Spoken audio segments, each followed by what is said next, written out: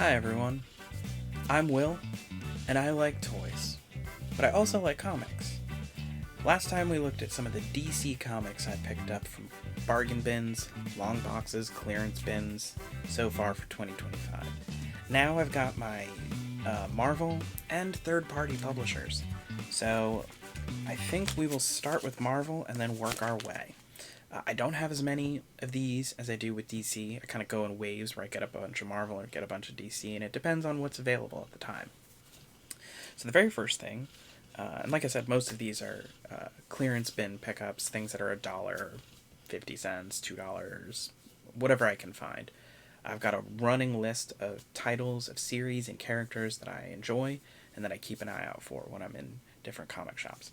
Some of these were picked up from actually, it looks like probably the bulk of these I picked up at McKay's over in Mebane, North Carolina. So that is a place where they have used books, comics, records, toys, video games. You can sell them stuff. I sell them stuff all the time. You can buy stuff. It's very reasonably priced. Some of the loose toys that I have that we'll go over in another video are things I got from McKay's, one of my favorite stores. I can spend hours there looking through all the stuff.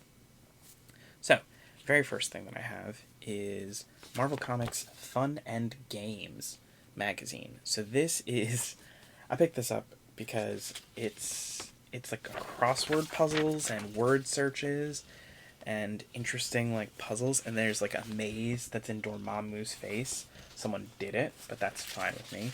And Starhawk and Darkstar word search. This is fun. This is, you are trying to find the real names of characters and match them to their superhero names. Oh, and that's actually, some of these are hard. Like, I'm not sure. Robert Frank. That's probably the Wizard, because I think the Chameleon is Russian, and Quicksilver is Pietro Maximoff. That's very cool. Then there's big pullouts and can you find the difference pictures with Hercules. So I was very excited because this is an era I like. The late 70s, early 80s, early 90s. Oh my God, the Hypno Hustler, who is a ridiculous character, and the Ringmaster and his circus. So this is just like a nice snapshot of an era when characters were weird. And then there's even the iconic Hostess Pie comic strip ads that we've seen parodies of in so many things, including Major Glory in Dexter's Lab. So yeah, I was excited to find that. That was a nice cheap 50-cent comic. Another thing that I picked up is from the 90s era? 1988 Silver Surfer series. So this is issue 13, and you can see here he's fighting Ronan the Accuser, and I think this is, oh my God, what's her name? Nova? These are really great. These are like a great galactic era of Silver Surfer stories. They're weird and have all kinds of space characters crossover, like some of the Eternals and the Immortals. Obviously, Galactus and the other Heralds are in it. I have a few issues from this series, but I always want to get more. Now, this was something I was really happy about. I have a couple more of these too, not that I picked up on this day, but it is X-Force.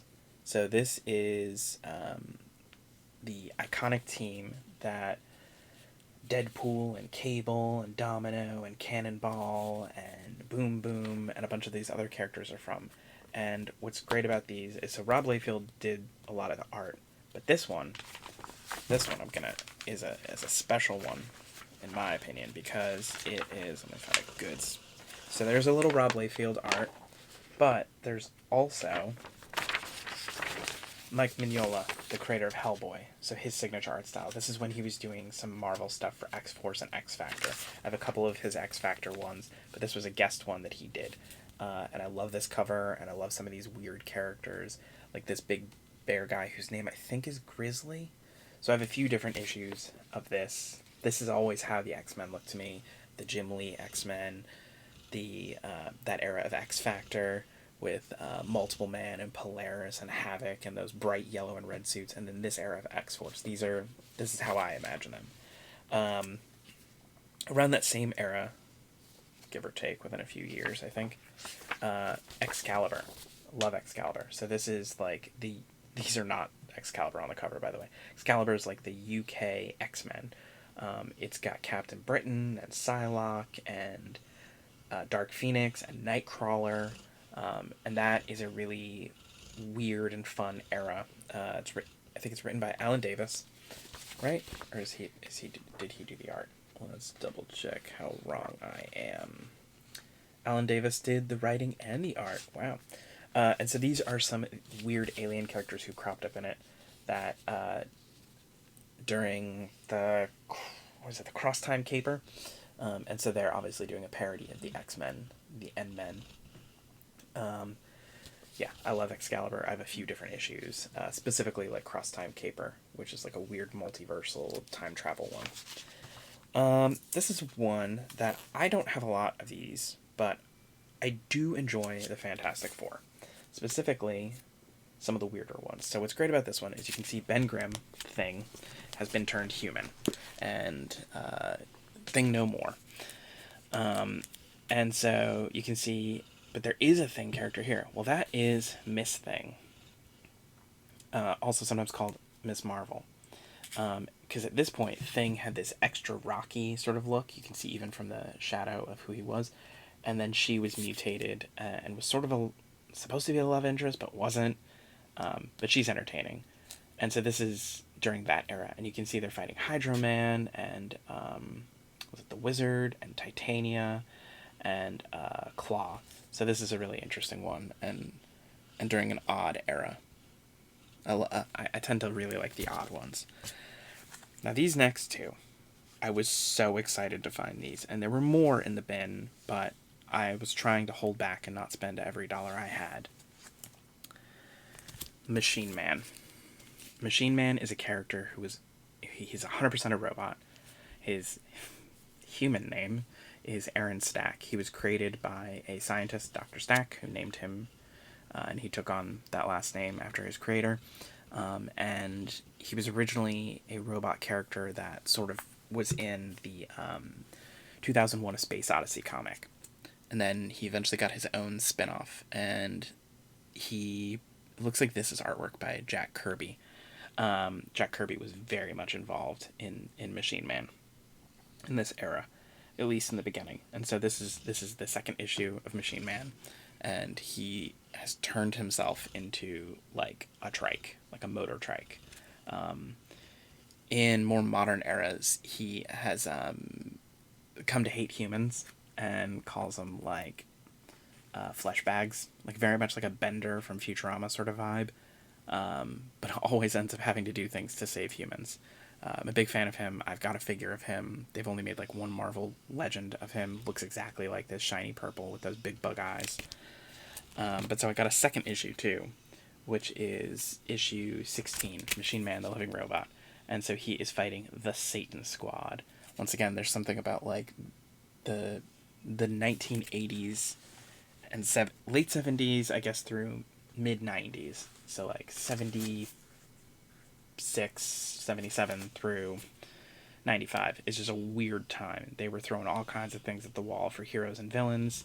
And the fact that he's fighting Baron Brimstone and the Satan Squad, who have this weird sort of like thing on a tripod shooting him with some sort of mystic, nefarious energy, and this guy's got like glowing bricks, and this guy's made of mist. And whose gear is Gavin? I don't know, but I'm interested. So yeah, this is fun. Now the next thing was another thing found at Starling Comics. So those other ones, those were found at McKay's. This was found at Starling Comics, and it is the same time that we found Tales of the Unexpected on New Comic Book Day. My wife found this in the Golden Age bin. Forbidden Worlds, Stories of Strange Adventures from American Comics Group. I have no idea who Magic Man is. I have no idea what's going on in this, but there was something she thought that something about the colors and the scene and the action. It reminded her of stuff that I like, and I have drawn. I draw a lot. My little fun logo is a character who's a superhero's parody of Batman named L'Orange Mystery, who does a fake French accent and has a giant orange for a mask. But I've drawn a few scenes like this of characters fighting each other as they're falling with no means of escape or safety. So she saw this, said this looks like something you would like, and she was 100% right. So I'm excited to read that.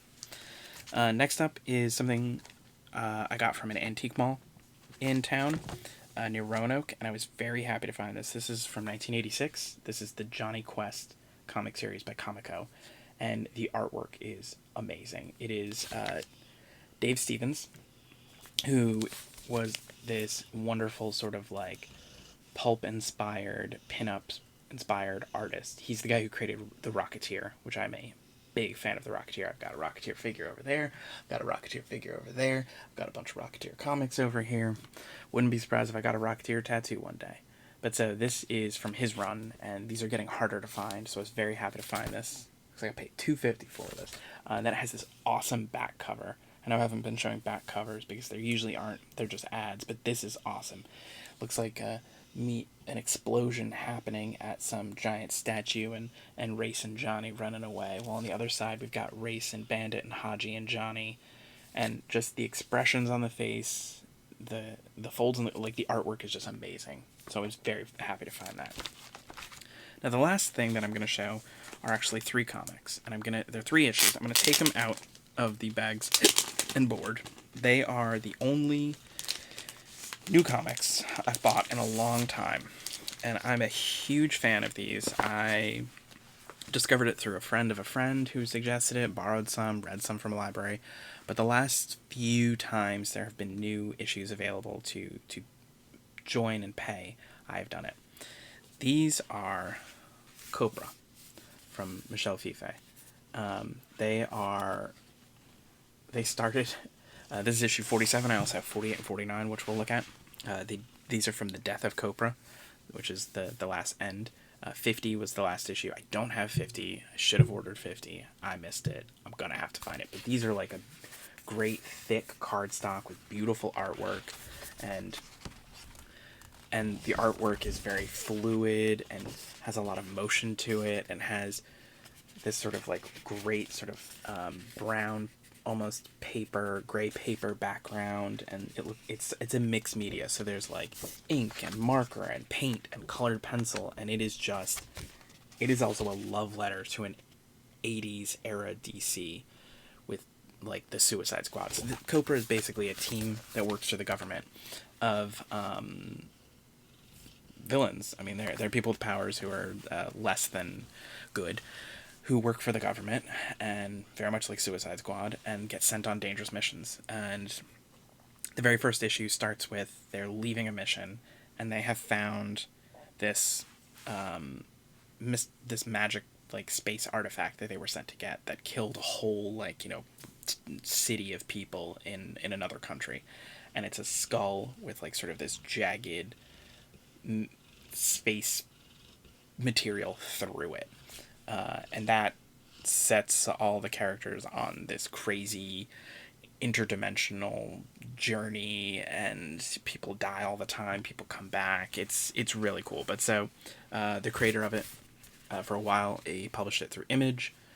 He published it alone. This is when he went back to doing it on his own. And the only way you could get these issues was signing up for like the 4 issues through his Etsy shop. And you get these beautiful, so there's the skull with the lightning bolt, and then this is a character who's like sort of his play on Deadshot, and it's really, really good. And you can see that this guy obviously looks like Orion from the Fourth World, and then there's like Shade, a variation of Shade the Changing Man and Nemesis, and some really cool artwork. Love his writing, love his artwork. Oh, and then Guffy, she's awesome. It's weird. but fun, and the story goes really well. And like it's these beautiful, like you can hear that thick comics that there is just, it's such a high quality. If you're not gonna have like dirty old newsprint, you might as well, I don't want to spoil anything. You might as well have, let's see. Okay, cool. So this is some of the like art in the back on like how some of the stuff was done, some of the drawing board, and then there's like some other covers you can see where other artists have had the characters interact with like Spawn and Savage Dragon, and he even did a series with Bloodstrike Brutalist. So those are the only new comics that I've bought in a long time, like years.